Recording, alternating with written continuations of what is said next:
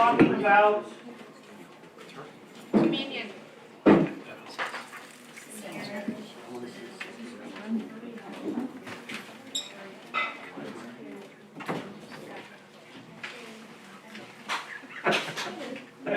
Honey, I'm going to the library. Again.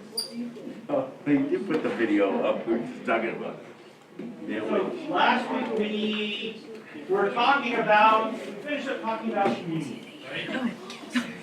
Yes. So we talked about both of the sacraments in the Lutheran Church, both baptism and communion. We are going to start talking about rites. And the first rite that we're going to talk about is marriage. Right? We're talking in a couple weeks, we're going to talk about funerals. We're going to talk about confirmation. We're going to talk about what it means to be ordained, to become a pastor, and those different things. Because these are all important things within the church that we celebrate as God's people together. But tonight we're going to talk about marriage. So I'm going to share a few things, and then we have some guest speakers. We're going to talk a little bit. They're probably people you've seen before, but between the group of us, we have probably collectively over 100 years of marriage experience. That makes us sound old. What? Yes. That makes us old. Thanks. Not really. You're not old. Can I ask a request? How does this one? This is too heavy for our custodian to carry out, so I'd like to see if a couple of us can carry a couple of these pumpkins to the dumpster after class tonight. Otherwise, it won't get taken out. We need more alive, so. Okay, thank you. Pumpkin. So, here, we'll just start with a video clip. Are they married? About that way.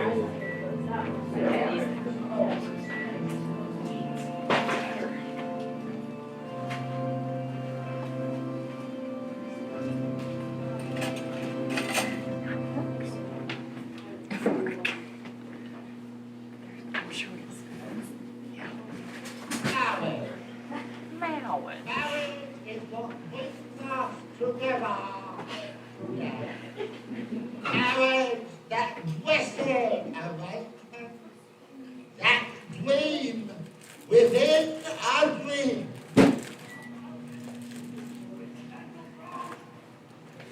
Such a good movie. Stand your ground! And the 25 hours. There will be no survivor. No? Not yet. Married are here, I am here, but soon you will not be here. No! Let him. The great power and Roberts takes no survivor. All you worst nightmares are about to come true. And love, true love, will follow you forever. The great power and Roberts is here for you, so. Stay where you are! Fight! Stay where you are!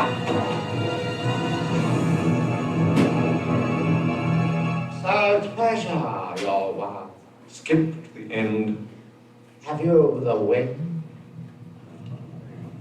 Here comes my Wesley now. Visit the portcullis!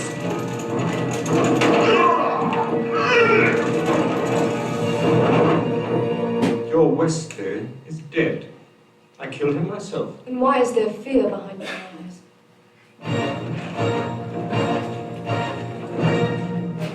Give us the gate key. I have no big. 30 times.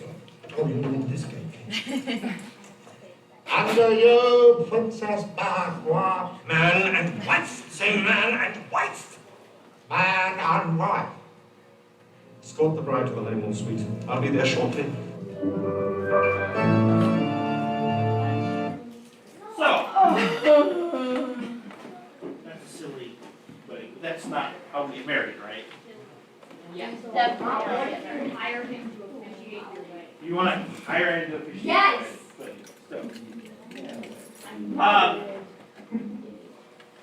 how many of you, and I know you all are young, you're all in middle school, and that, how many of you think one day you might want to get married?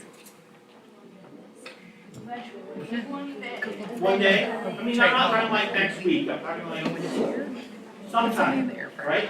Most people This is actually training for college. want to get married. Statistically speaking, in the United States, 2/3 of all people will at some point be married. What? Do we have to write this down? No, you don't have to write this down. 2/3 of all people will get married at some point in their life. Now, here's the not so good news. Nearly 1/2 of all marriages in the United States will end in divorce. Really? So, The rate is the actually. rate has actually gone down from the time in the 1980s to now. It has actually gotten better. So like every time. But some people say that's just because fewer people are getting married. So, in the United States, we have the 6th highest rate of divorce in the world. Who has the highest? Russia, Okay, I get that. way higher than us. It's a They were place. Russian. They were Russian into marriage. It's just people from Russia. Don't laugh. Okay.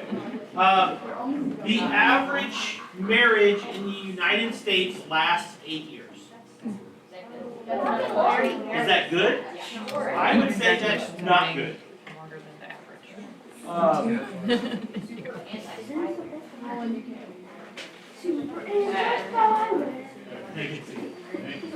So, so those are just some statistics about marriage in the world today.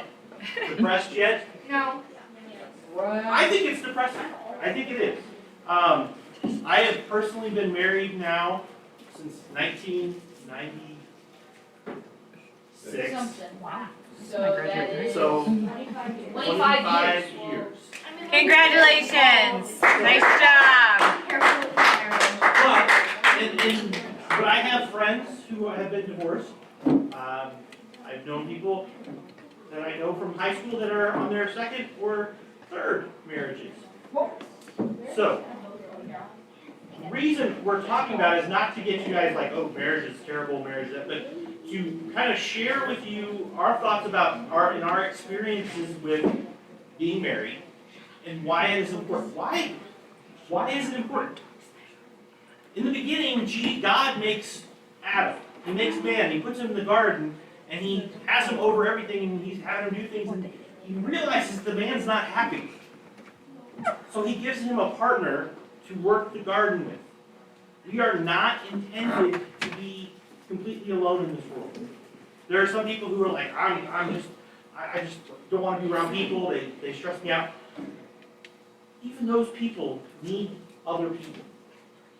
And one of the ways that we have that is this relationship around marriage, where a man and a woman become one, and they start a family, or they just live together. I have friends who never had kids. They don't intend to have kids. And then I have a friend who never intended to have kids, and now they're adopting one of their nieces because something happened to a friend of theirs. And so their dynamic of what life together has changed. It is important for us to understand because so many people want to get married or think or imagine themselves getting married, that I think it's important for us to realize, one, how do we do that? How do we have successful marriages?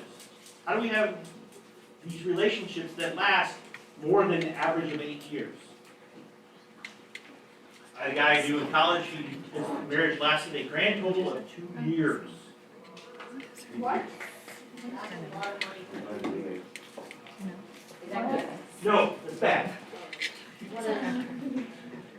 Life, marriage, from the church perspective, marriage should last forever. Does it always? No. My parents were divorced when I was 5 years old, 6 years old. And then my dad got divorced. And my mom, who I'm going to go see this weekend, they've been married since I was 8 years old. So So they've been married almost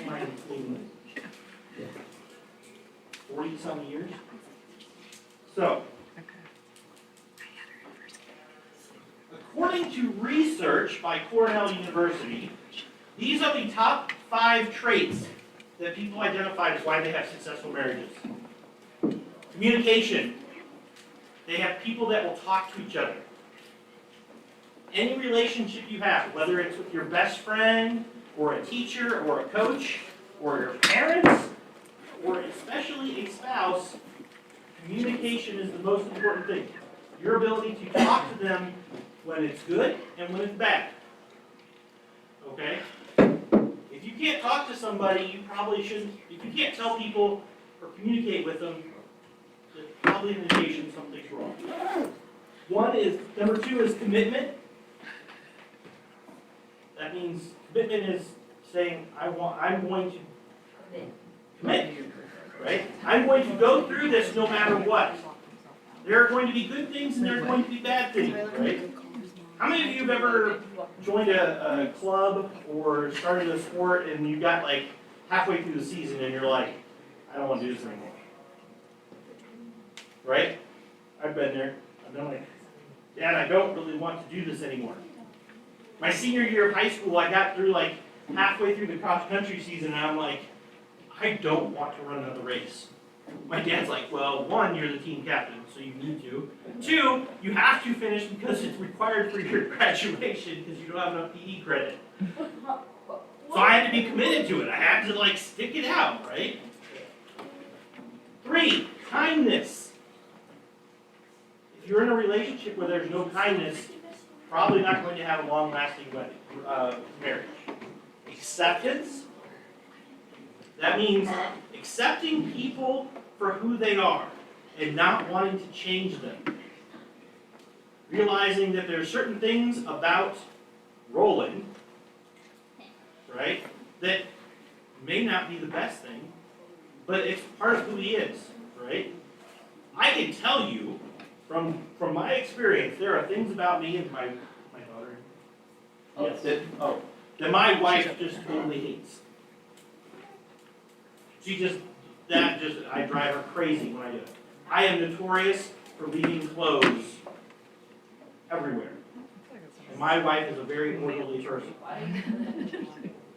That's her exact question to me, probably in the neighborhood of 300-400 times since we've been married. Why can't you just stick them in the laundry? Yeah. You should Right? have like a laundry bag as a case. But it's not kept her or pushed her away from me. Yes. Yeah. And finally, love. There has to be this idea of love. And that can be hard. This is one of my favorite quotes on marriage from a guy named C.S. Lewis. How many of you read the Chronicles of Narnia or seen the movies? The what? The Chronicles of Narnia, The Lion, the Witch, and the Wardrobe. Yep. There's this guy named C.S. Lewis. He's a very, very smart guy. And he wrote this book, and it's called Mere Christianity. And this is one of those things, he's talking about love, and what love is between people. And this is what he wrote.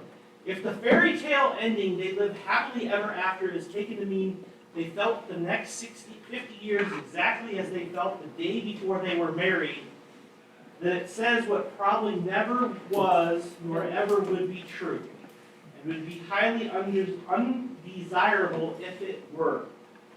Who could bear to live in that excitement for even 5 years? I'm going to stop here in the middle of this quote. Many of you have probably not experienced this. But the fact of falling in love is like, feel like this.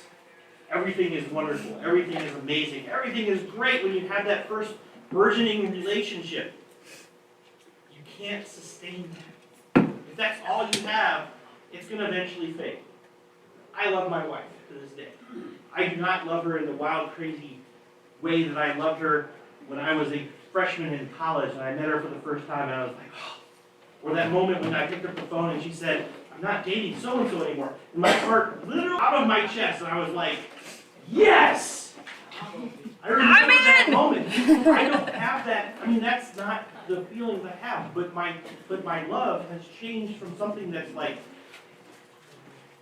as they would say, the Greeks would say eros, this romantic love, to something that's more unconditional. I'm going to love her no matter what. Even on those days when I'm mad and angry at her, I'm still going to love her. Because she's my wife. C.S. Lewis goes on. What would become of your work, your appetite, your sleep, your friendships, if you were in this crazy state of love all the time? But of course, ceasing to be in love need not mean ceasing to love. Love, in the second sense, love as distinct from being in love, is not merely a feeling.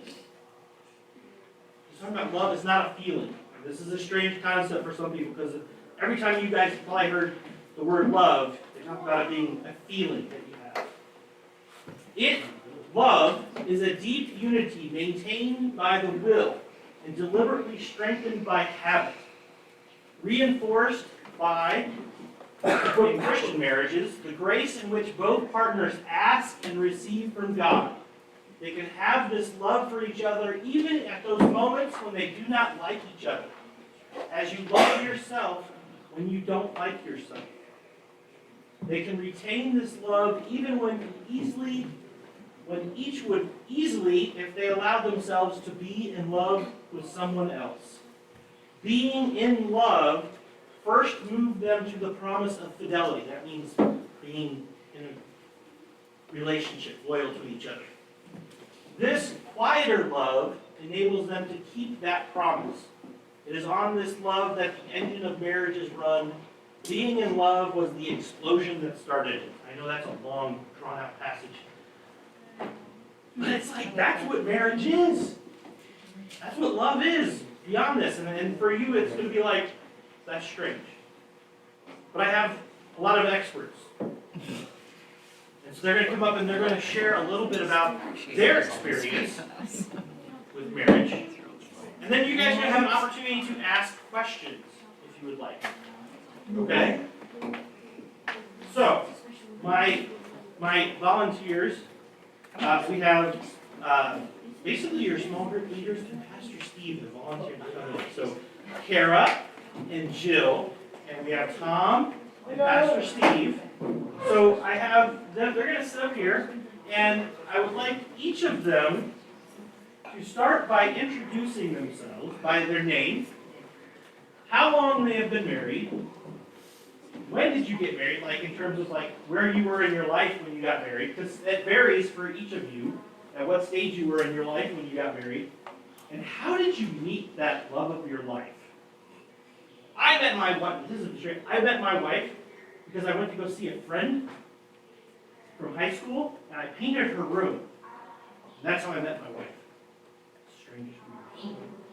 Painted her dorm room. Oh, like you were. Is that right? So, who would like to go first?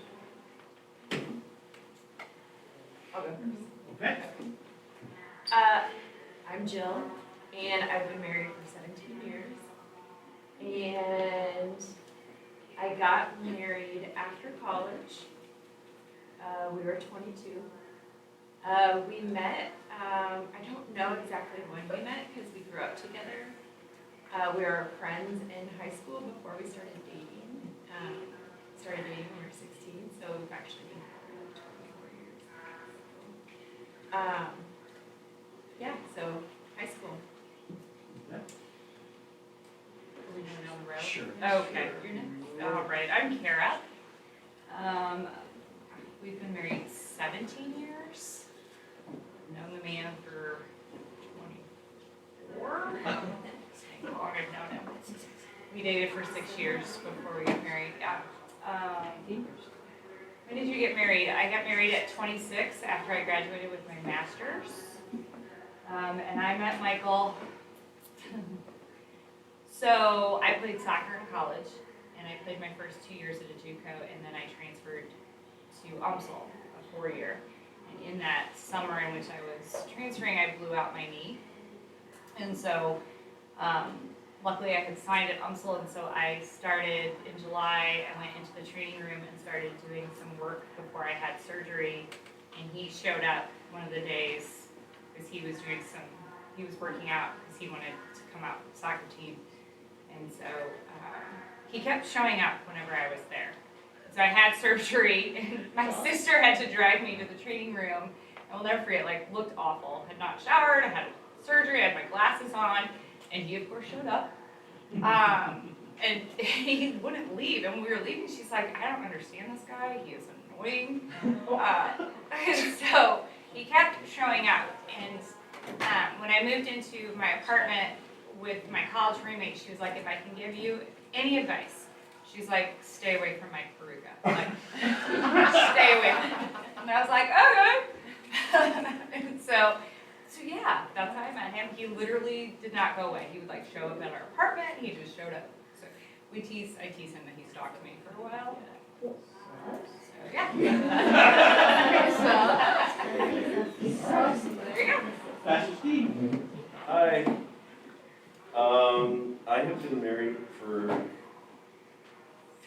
almost 16 years. I got married on December the 31st, 2005. I met my wife in grad school, and she started the same time I did. But at the time that I met her, she had a boyfriend, and so I just wrote it off. And unbeknownst to me, later on, she invited some friends over for dinner, and I remember sitting around the table, and there was, like, she made sure that there was an empty seat next to her, and just, she was doing nice things, and I was like, what's going on, you know, because I had figured this was gone, whatever, and, but no, so she kept showing interest, and finally I asked her out. We went to dinner one night. We went to a Jamaican restaurant. We met in Chicago, and so we were walking back. I'm like, you know, I really kind of like you, and she's like, I like you too, and so we kind of started dating. We dated for 3 years, and then we got married right before I became a pastor, and we had to move to Houston. So that kind of covers that. So. Thomas, I've been married for 18 years. I got married when I was 32, and we met at a place called the Living Lord Lutheran, not this church, but the one on the other side of the lake. She was a chaperone, and I was a youth volunteer. So I've been doing this for quite a while, but she came on a weekend retreat, and I'd seen her at church. I'd seen her a few other times, but that's really kind of when things just clicked. Yeah. Okay. And I got married at 30. Sorry, I forgot that. And our anniversary was 26th of December. Oh, 26. Nice. So marriage is a partnership. It's to get through the good things, and you've probably all seen weddings, and they talk about being married in sickness and health, and good things and bad things, richer for poor, those type of things. So I'm going to give you a second to think. What has been a challenge in your life together? Just one? Just one. I like, that's it. There's been a lot. Like, when I think back on my life with my wife, there's been lots of struggles. There's been cancer, there's been death, there's been money. I mean, we got married and we both were working, barely making anything, and I remember living off of macaroni and cheese, and that was our life. But for me, like, the biggest challenge has been trying to be a parent. Not because my daughter is a child, I mean, like, she's not, it's hard to be a parent. That's where most of the struggles that we have is, like, she was raised one way, I was raised another way, and trying to figure out how you're going to raise young people into this world. And that's probably been the place where we most struggled, I most struggled as parents, like, how, I want to do it this way. And she's like, no, maybe it's this way. And that's been probably one of the hardest things for us to try to work out, and we're still working it out when we have a child that's almost 16 years old. So, almost dry, yes. So, whoever would like to go first. So, I got married at 32. There's a quote that goes something along the lines, and it's not for everybody, but men marry women hoping they won't change, and the women do. And women marry men hoping they'll change, and they tend not. Fair? Not everybody, not to extremes, but at 32, I did things the way I wanted for quite a long time. I had my own place, I went to bed when I wanted to, lights off, TV off, dark. I lived the way I wanted to live. But when you're married, it's sharing responsibility, it's taking, there are things that are out of your control, especially when you come into a marriage that has two daughters. They were 9 and 14.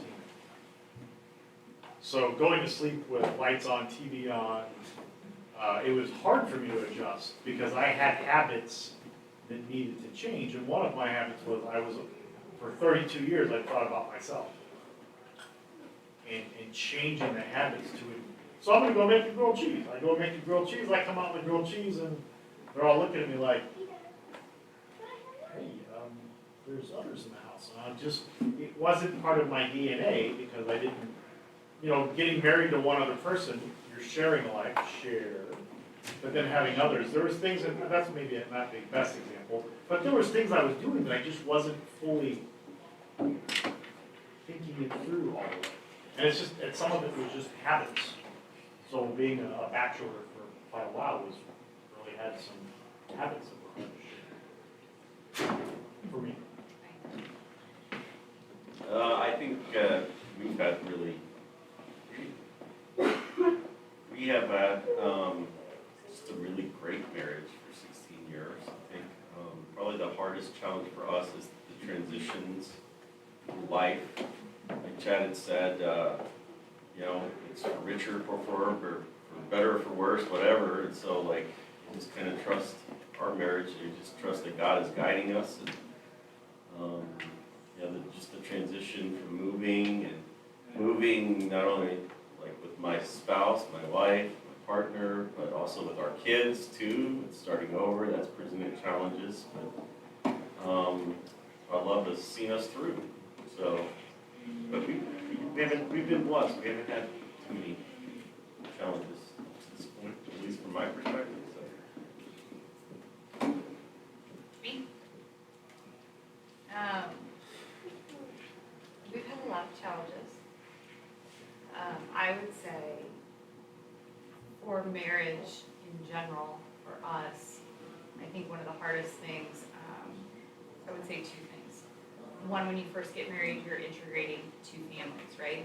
So you're both coming from your nuclear family or whoever you grew up with, and then you're coming in. And in my family, we always joke and say that you don't just marry the other person, you marry all of us. You get all the family. And so, for me, it was interesting because I just assumed all families worked like my family worked, right? And I'm not just talking about my parents and my siblings, my aunts and uncles and everybody. We're very close family. So then to realize, so his family doesn't work like my family works. And then when you try and maneuver holidays, it's you all have traditions, right? You go to grandma's house maybe on Christmas Eve and those things are all set. Well, then you go to marry someone and they have all their traditions too. So how does that work then? How do we still do my traditions and do your traditions? And then we probably need to make some new traditions too. So there's a lot of give and take, not only with the two of you, but then also with the families that you bring in, because they all have opinions too on how you should do it, and they want to see you. So that was a big challenge for us to kind of balance. And I'm the type of person too where we're all one big family, right? So I married Michael's family, so his family now belongs to my family. So we'll all just be together. Not all families feel that way, and they like their time. So that was an interesting challenge for us. And to even say we've been married 17 years, and we still have to take some time to negotiate holidays and whatnot. The other thing I will say, biggest challenge, there's research out there that says one of the most stressful moments in a marriage is the birth of the first child, or the adoption of the first child. It is a glorious thing when you have a child, but you're bringing in someone else. So at the start, it's just the two of you, right? You both have your needs and you each meet each other's needs, and like they were saying, you're so in love and it's great. So then you bring in this other little person, and I'm sure I love my children just like your parents love you, and we're so excited to have all of you, and it's fantastic.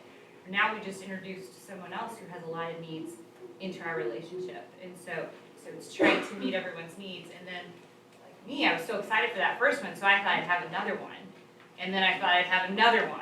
So now we've got 5 of us in here. So how do you take care of the marriage and then the children and all of their needs too?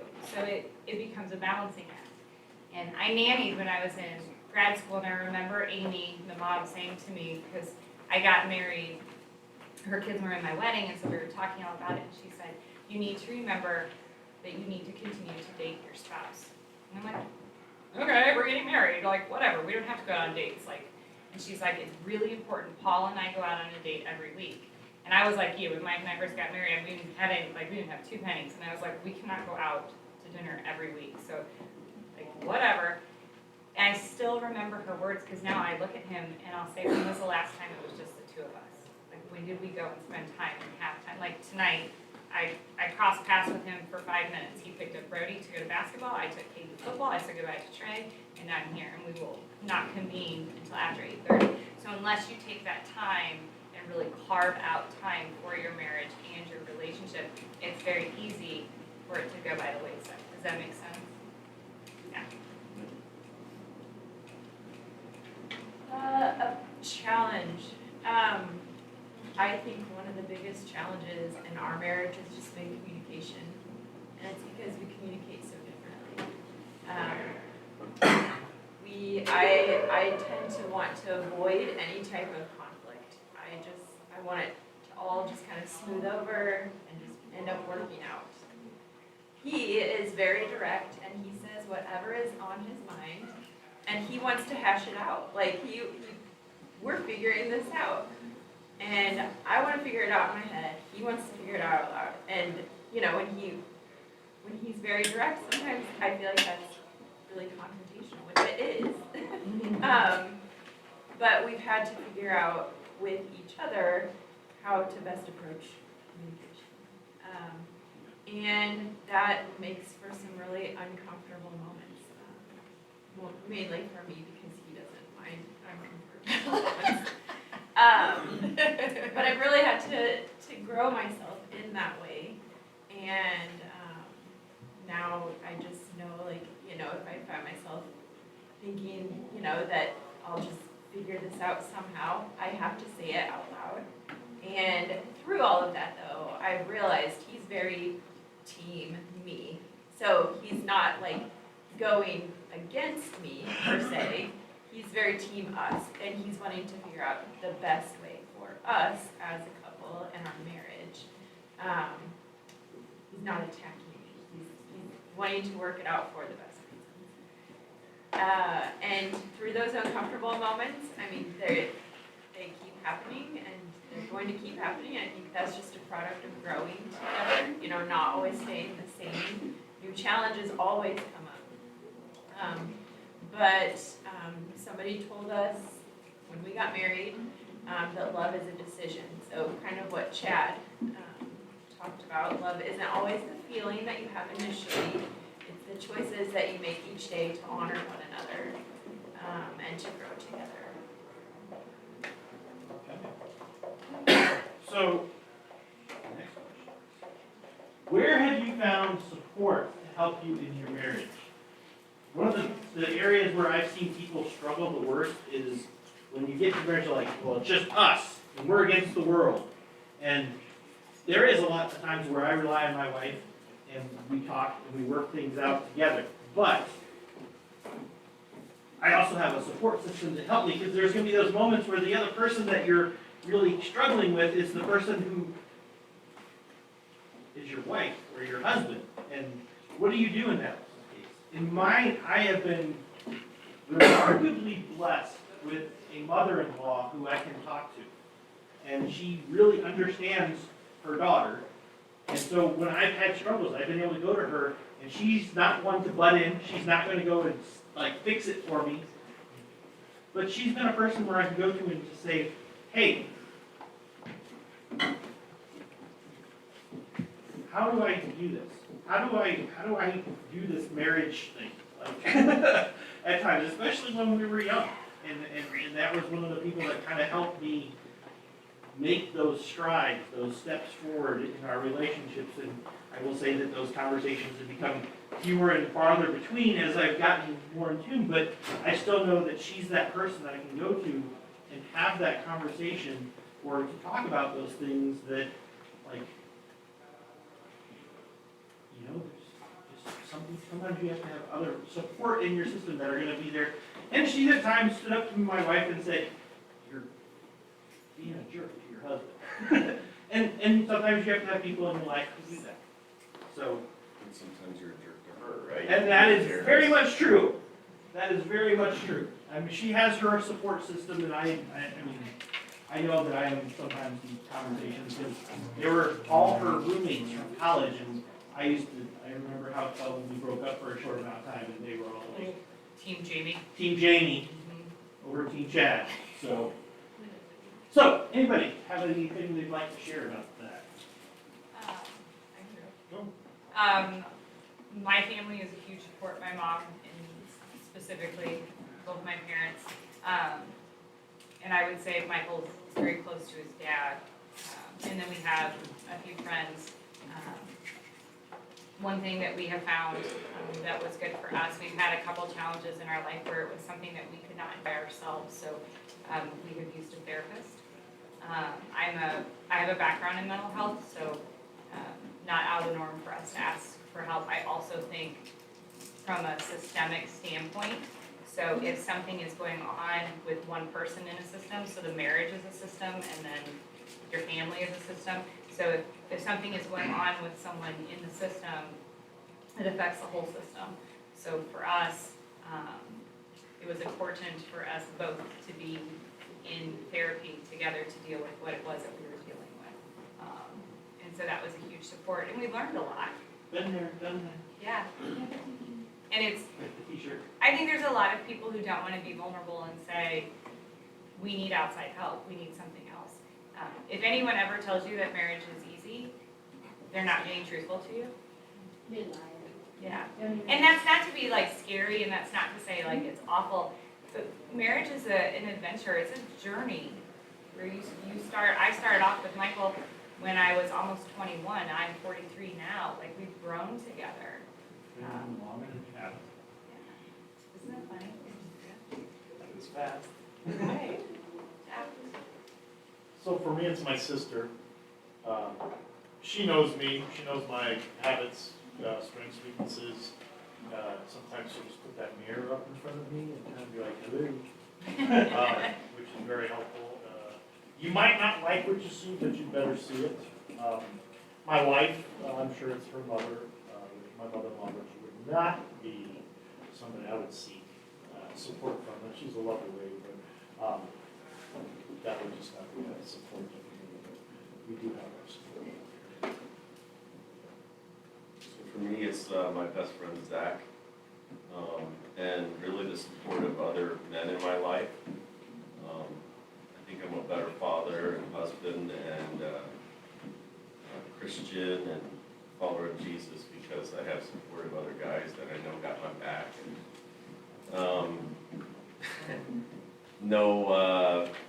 And I can be vulnerable and say, hey, I'm really thinking about this, and they're like, Steve, that's the stupidest idea, whatever, or, yeah, just people that can be honest with me about what I'm thinking, and sometimes I'm thinking, and, how you need to vent and everything, and, I don't always want to vent on my wife, because she's not my therapist, she's my wife, and so I gotta find an outlet for that, so I'll talk to my good friend, and so I can vent about my job or or about some of my personal struggles that I have in my own life, so that I know my wife's got my back, but it's the support structure from other guys.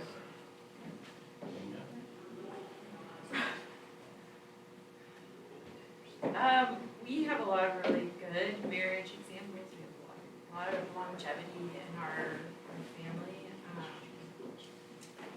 But I rely on my sister-in-laws a lot for advice. Sometimes we say we feel like we're married to the same person. Because my husband and his brothers are very similar. So it helps to have that feeling of solidarity. Yes. And I know that I can confide in any of our parents if I would need to, but also just really in those times of struggle, giving yourself space from one another, but also coming back together to address the issues. And it doesn't always, in my case, it doesn't always help to have outside opinions. That is true. People all have their own experiences and their own backgrounds, and maybe coming from the same place that we are in our situation. So I think that actually has helped the most, is that we give each other time and space. And with the mindset of trying to see things from the other person's perspective, putting yourself kind of to the side and seeing what it would seem like to an outside person, an objective point of view. Yeah.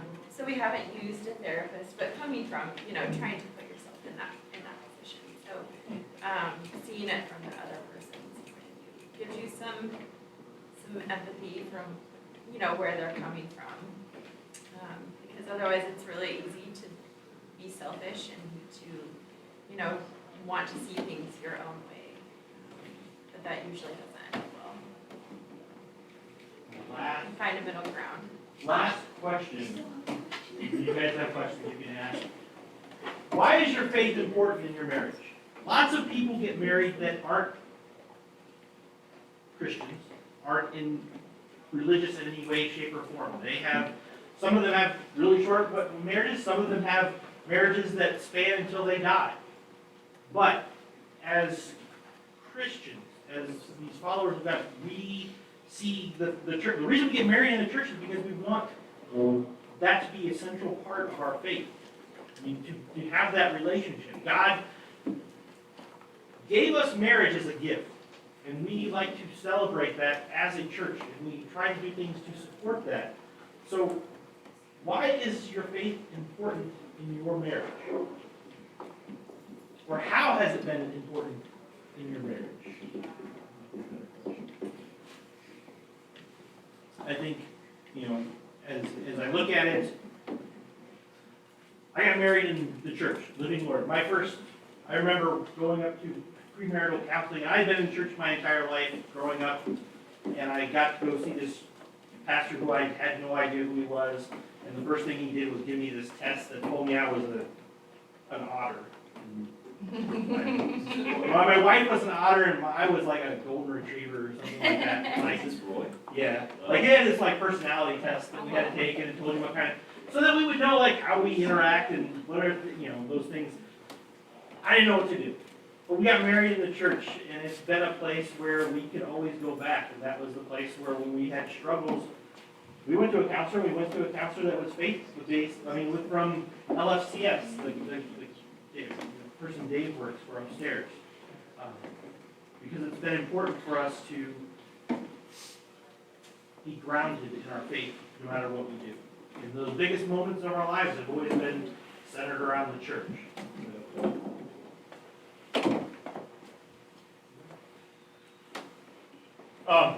So yes, we met at church. We've been going to church. We both volunteer outside of just going to Sunday service. But the reason I like going to church is to remind me how to behave outside of church. To give thanks, and that includes to your spouse. It reminds me to be humble.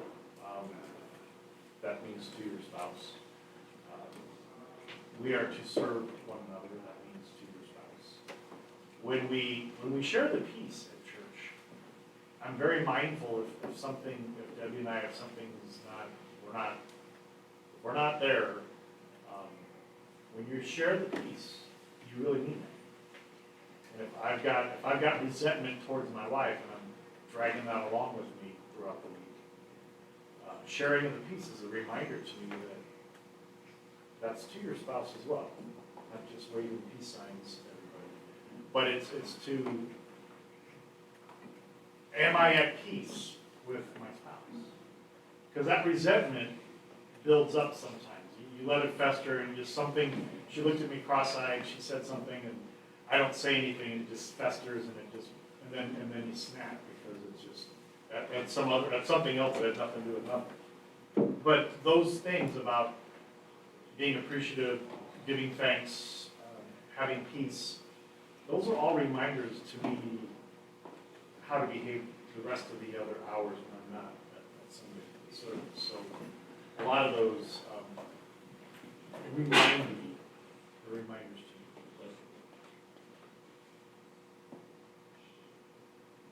I always wanted to marry somebody who had a similar faith system as me, and so the right person came along, and so we had that shared value in our faith,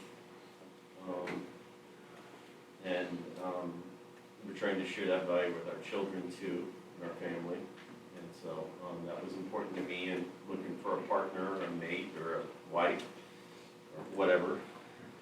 A spouse, I guess, and I think that was true for my spouse as well.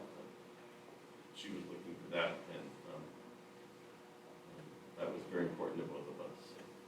So it's always kind of been in the center of our relationship. I can just interject there that can be a hard thing. It's like, I see my sister was raised the same way as I am, but her husband was raised to not be a Christian. And so didn't do Christmas, didn't do a lot of the things that we take for granted and that were big things in our family. And for her now, it's still like very foreign. And so she's kind of really stepped back because her relationship is important with her husband, and so she doesn't press those things that once were very important, and it's very important for the rest of us as my parents and me and my wife and hers. But for them, it's like it's just kind of been broken because they don't have that shared faith between the two of them. So my faith is everything. To me, it's integrated into everything I feel like in my life. This church I was blessed to be raised here. So this is a really strong foundation for me. So I knew going in, whoever I married, I was getting married here. And so that sounds bad, right? Because we're supposed to be like, open to it. I think, I don't know if God led me to Michael because of his faith background. So he was raised Catholic, but by the time I met him, he was like a disgruntled Catholic. So he had gone to Catholic school since kindergarten all the way up through high school. And his version of what Catholicism is a lot of rules and being told that you have to do everything right, and that's how you get to heaven. And so at the point in which I met him, his faith was not in the forefront of his life at that point. And so I brought him to church. And in your 20s, and when you're in college, I will be very honest with you, I was not at church every Sunday. I don't know if that's a surprise or not, but I knew that this is where I wanted to get married, and this is where we were going to start our life together. And I remember his mom said to him, well, there needs to be a priest there. And he was like, nope, sure doesn't. Roy's got it, we're good. Like, don't need that. And it was from there that I feel like this church, my family and I in our marriage reconnected him to God and showed him a different type of faith. And so he jokes now when he tells people, he's like, Lutheran is similar to Catholicism, except there's no rules. Right? So we have grace. So should you be a good person? Yes. But if you screw up, is God going to give you grace and forgive you?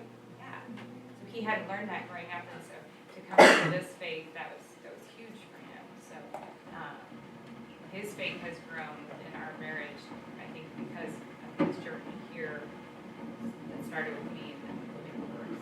So, I would say that and when we got married, it was an important part of the wedding too, that we talked about that it wasn't just Michael and I in this marriage, that God was in this marriage with us too. And I need that every day. And I will be very honest with you that my prayer every morning is for God to protect my marriage, to protect each of my children and my husband, and then I list all my family members. And at the end of the day, it is a thankful prayer to God that He brought everyone back and that He protected them. So God is in everywhere of this marriage and family. So Zach and I grew up together, different faith backgrounds, and going through high school and college, you know, I stuck pretty close to my own and my family's, and he did the same for his. And then all of a sudden, like, we were married, and then you have to decide what are you gonna do? Which church? We got married. I was Catholic, so we got married through the Catholic Church. We had an outside wedding, which was like a whole thing. You can't do that. Broke a rule. You did. No. So we started out, you know, just going to a Catholic church. We moved away from family, so we were on our own for the first time, apart from our families. Now we're together. And he didn't completely feel comfortable. And like that was his place. And so we both knew that if we were going to make that a central part of our life, we both had to feel comfortable in that spot. So it was a big deal at the time. One of our first huge things, like as a married couple, making that choice, because we had some pushback from, you know, different people because we weren't doing things the way we had always done them. And yeah, but in doing that and going through that process, which was really hard, it was a time when we could grow together. And because we went through and we did that work, we took ownership of it. And that's where we decided that it was worth doing things our way and the way, you know, we came to Living Lord. And it just kind of set a template for the way that we do other things in other areas of our life.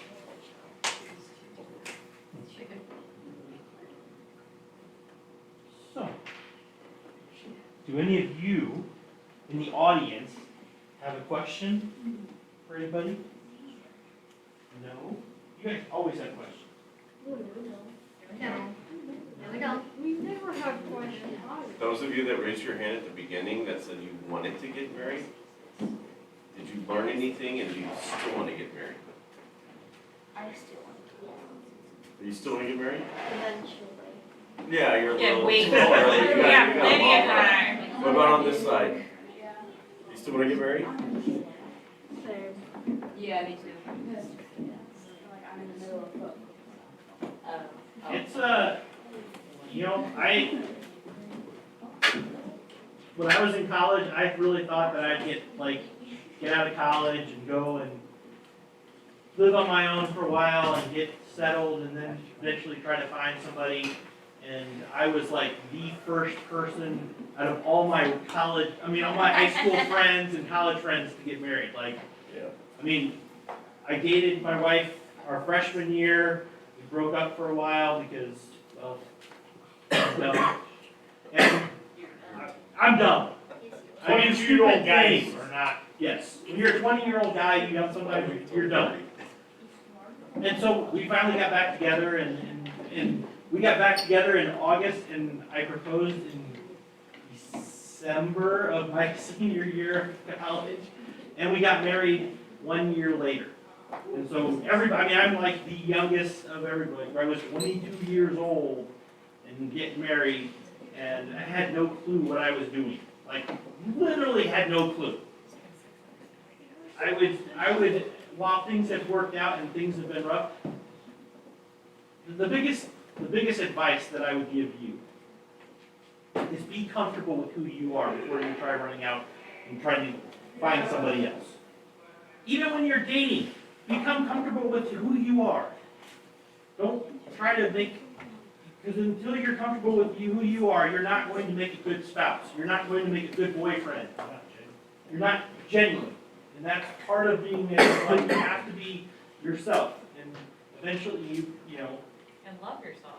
and love yourself. So that they can love you and they can be there for you. Because there's going to be times where some weeks it's my wife's turn to be the one who's like crazy and busy and doing that, and I have to just be there, the support system. And then sometimes there's those weeks where she's there and she's supporting me. And every once in a blue moon, we have that week where everything's peaceful. When that happens, I have experienced that. And remember, love is also supposed to be unconditional. Yep. Unconditional. Does everybody know what that means? It means there's no conditions on it. So I love Michael regardless. Like, I think you spoke on this, it was good. So when you decide to love someone, the way you know that you really love them is you take all of them.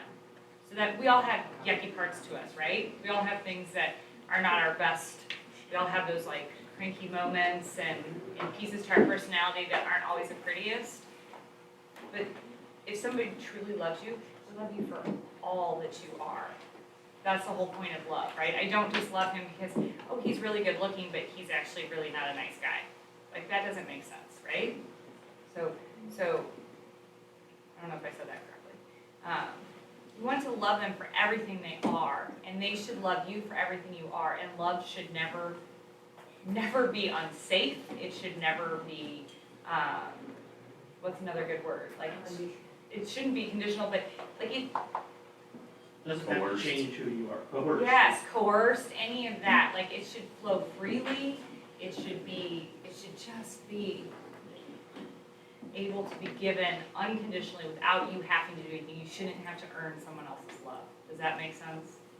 I am one of the worst sick people in the world. What? When I get sick, I am just like horrible to deal with. I'm a hot mess. I just want to just like go into a He corner seems like he's and about do like that. he wants us to put him in the ground and just get it done with. And she still loves me even when I do that. She knows I'm going to do it next time I get sick. And so those are those type of things. Cody? I'm wondering how we're supposed to remember this for how many years? For how You write down Well, notes. here's the point. You put it in your Bible. The point of this is just to kind of give you that basis. And hopefully, we will have this conversation and you will hear this over and over and over again at different times. Because you're not going to remember all this. But at some point, you have to start having that conversation. Do you remember when you first started talking about math? Kindergarten. 1, 2, 3. Not really. You don't really remember when you first started talking about talking, right? But you keep doing it, you keep learning, and you keep growing. So hopefully, we're having this conversation now because probably within the next 2 to 3 years, most of you are probably going to have those first inklings of like, oh, liking somebody beyond yourself. Whether that's male or female or whoever, you're probably going to be doing that. And so that's why we have this conversation. And in youth group, I have this conversation with people at different times about like relationships. Like these same words you hear. Don't change yourself. Be who you are. Be respectful though if you are in a relationship. Love that person fully. All those things. Talk to your parents. This is the church. We just keep doing this over and over and having this conversation and examples so that we still have this conversation. When I'm this old, I go to places and we have the conversations about how do you be a good husband, how do you be a good dad. And so hopefully, if the church is doing what we should be doing and you're doing what you should be doing, you should be having this and hearing this multiple times throughout your lifetime. Does that And make if you're sense? not hearing it, ask. Yes. Ask your parents, you guys. Talk to them. Find out, like, ask them some of these questions that we talked about tonight. I bet they've got some good answers for you. Thank you guys for sharing, and thank you all for being patient. There is no homework this week. Okay, off the small group. So, but next week we will It's hopefully 7:30. be talking about funerals. Marriage, Funerals. Same thing.